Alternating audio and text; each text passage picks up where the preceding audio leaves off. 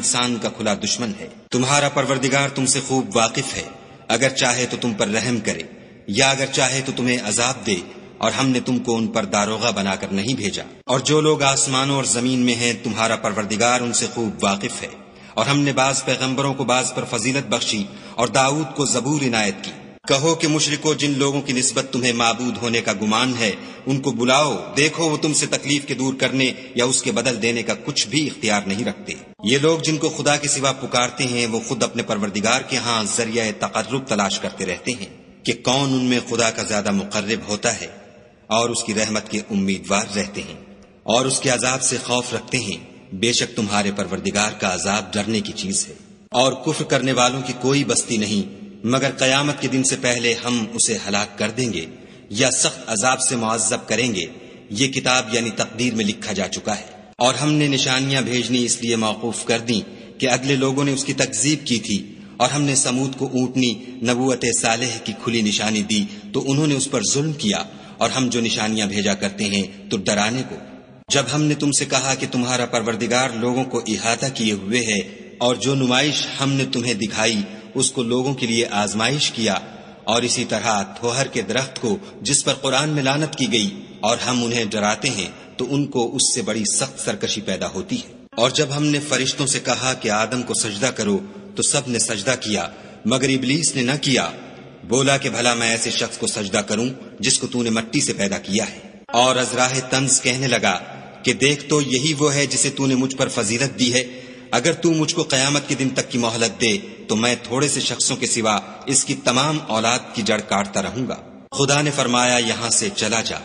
جو شخص ان میں سے تیری پیروی کرے گا تو تم سب کی جزا جہنم ہے، اور وہ پوری سزا ہے۔ اور ان میں سے جس کو بہکا سکے اپنی آواز سے بہکاتا رہے، اور ان پر اپنے سواروں اور پیادوں کو چڑھا کر لاتا رہے، اور ان کے مال اور اولاد میں شریک ہوتا رہے، اور ان سے وعدے کرتا رہے، اور شیطان جو وعدے ان سے کرتا ہے سب دھوکا ہے۔ جو میرے مخلص بندے ہیں ان پر تیرا کچھ زور نہیں، اور اے پیغمبر صلی اللہ علیہ وآلہ وسلم تمہارا پروردگار کارساز کافی ہے۔ تمہارا پروردگار وہ ہے جو تمہارے لیے دریا میں کشتیاں چلاتا ہے تاکہ تم اس کے فضل سے روزی تلاش کرو، بے شک وہ تم پر مہربان ہے۔ اور جب تم کو دریا میں تکلیف پہنچتی ہے یعنی ڈوبنے کا خوف ہوتا ہے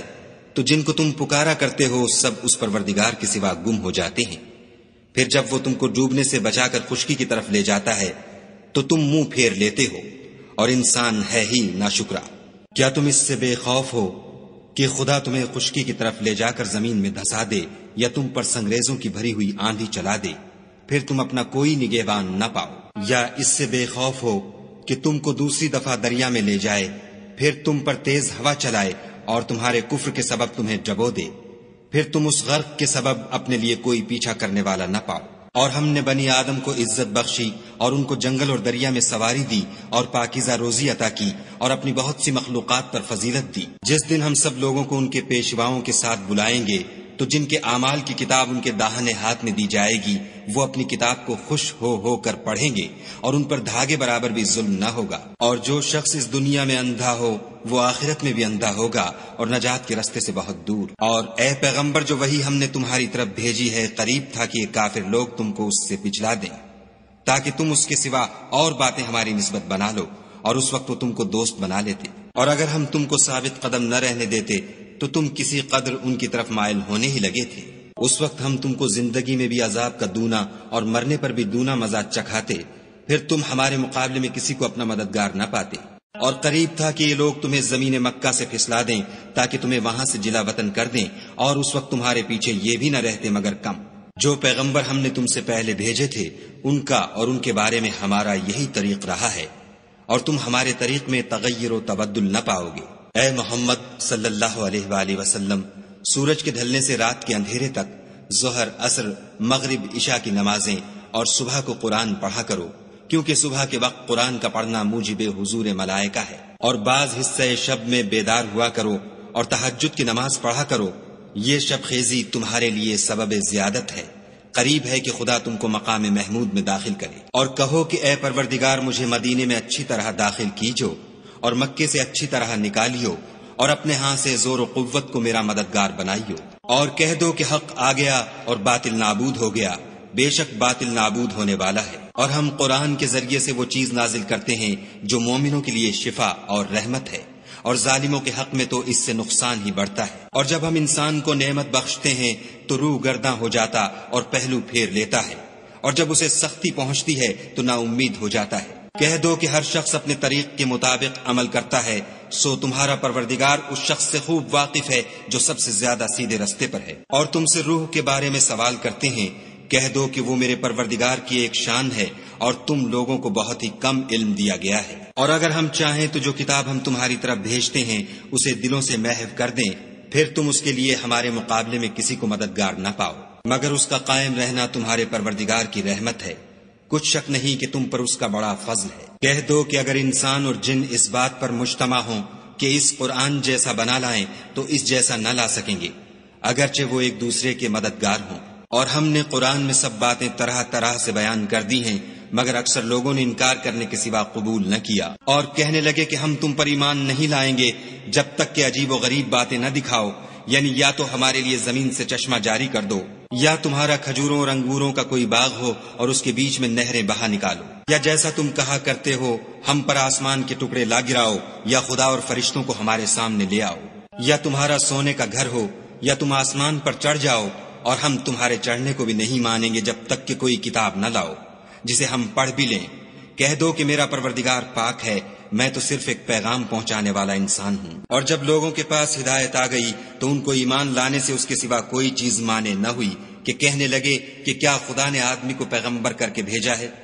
کہہ دو کہ اگر زمین میں فرشتے ہوتے کہ اس میں چلتے پھرتے اور آرام کرتے یعنی بستے، تو ہم ان کے پاس فرشتے کو پیغمبر بنا کر بھیجتے۔ کہہ دو کہ میرے اور تمہارے درمیان خدا ہی گواہ کافی ہے، وہی اپنے بندوں سے خبردار اور ان کو دیکھنے والا ہے۔ اور جس شخص کو خدا ہدایت دے وہی ہدایت یاب ہے، اور جن کو گمراہ کرے تو تم خدا کے سوا ان کے رفیق نہیں پاؤ گے۔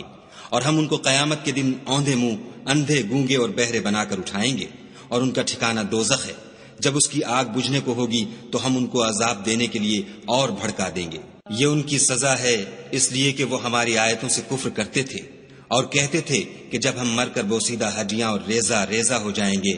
تو کیا از سر نو پیدا کیے جائیں گے؟ کیا انہوں نے نہیں دیکھا کہ خدا جس نے آسمانوں اور زمین کو پیدا کیا ہے اس بات پر قادر ہے کہ ان جیسے لوگ پیدا کر دے، اور اس نے ان کے لیے ایک وقت مقرر کر دیا ہے جس میں کچھ بھی شک نہیں، تو ظالموں نے انکار کرنے کے سوا اسے قبول نہ کیا۔ کہہ دو کہ اگر میرے پروردگار کی رحمت کے خزانے تمہارے ہاتھ میں ہوتے تو تم خرچ ہو جانے کے خوف سے ان کو بند کر رکھتے، اور انسان دل کا بہت تنگ ہے۔ اور ہم نے موسیٰ کو 9 کھلی نشانیاں دیں، تو بنی اسرائیل سے دریافت کر لو